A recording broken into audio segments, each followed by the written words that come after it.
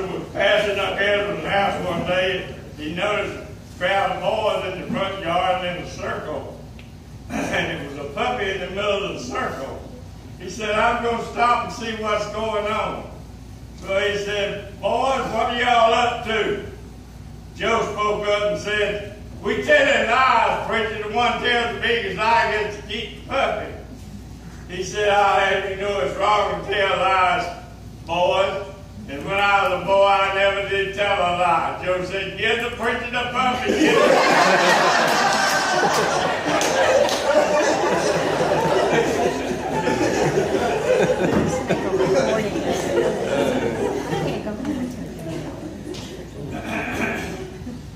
One day Uncle Ezra invited 3 visiting preachers to come home to Sunday to dinner, and Aunt Kitchen worked all day Saturday dressing fried side roosters, and she had chicken pie and fried chicken both for the ministers that Sunday at dinner, and they worked on that chicken something awful.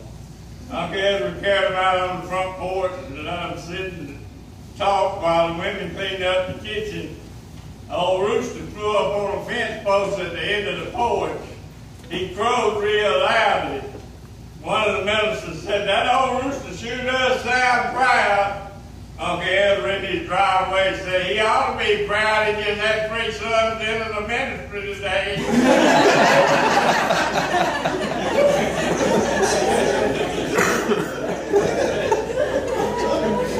Well, another time he invited the minister home for dinner, and Joe and the preacher was sitting in the parlor waiting to make Bessie to get dinner on the table.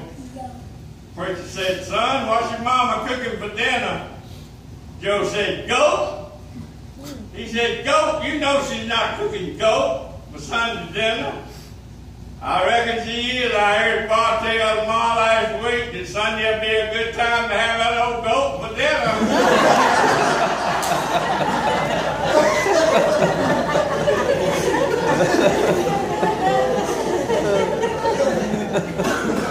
But Joe was bad to tell lies, and he went to school, and the attendant teacher some big lie every morning.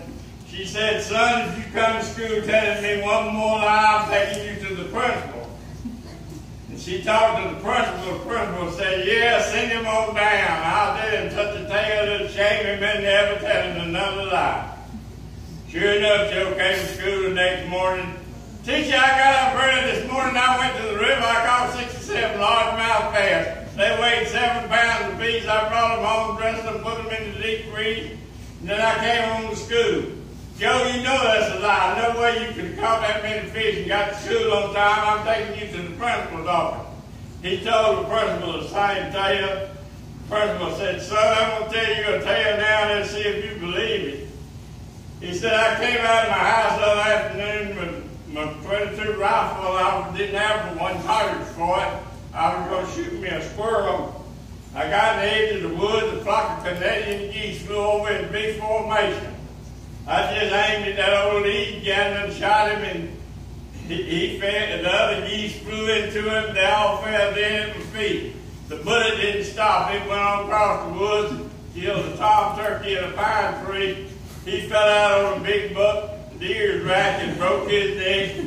There I was, dragging all my game up in a pile, wondering how I was going to get it all to the house. Big black bear came running out of the woods, just scratching and growling. I just knew he was going to kill me and eat me and all my game. I didn't know what to do. I didn't even have another bullet from a little .22.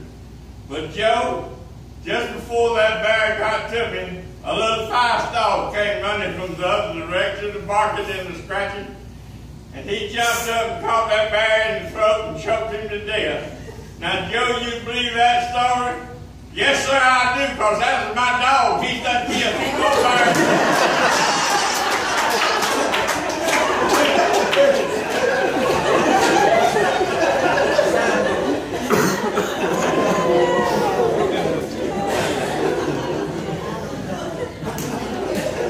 When Joe got married and moved out on his own, he lived on the dirt road. There was a bad mud hole just below the house in the road. people kept sticking the cars in the mud, and he'd charge them $50 to pull them out with his tractor.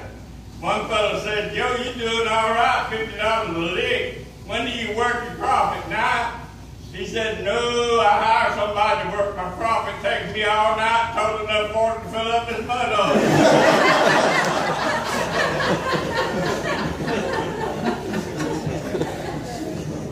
Well, Uncle Andrew liked to raise pigs. He called him the mortgage lifter.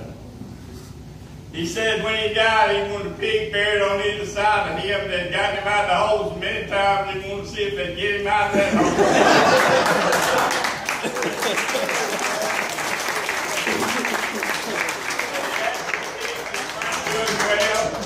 And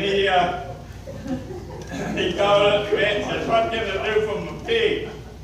And they're not thrifty. And the vet knew he didn't take care of them. He said, what you need to do, Mr. Edwards, go down to Florida and get you a piney wood rooted bull hog and bring him home and cross him with your sows. They're tough. Then your pigs will be tough enough to raise like you raise them. So Uncle Edwards took the vet's advice and got the boys, put the bodies on the old truck, and they went down on the Florida River and bought them a black bull hog with some nose so long and keen he could drink water out of a quart wine bottle. They brought him home and turned him out in the pasture with his sows. He forgot he'd been blowing stumps with dynamite and left a box of dynamite in the hog pasture.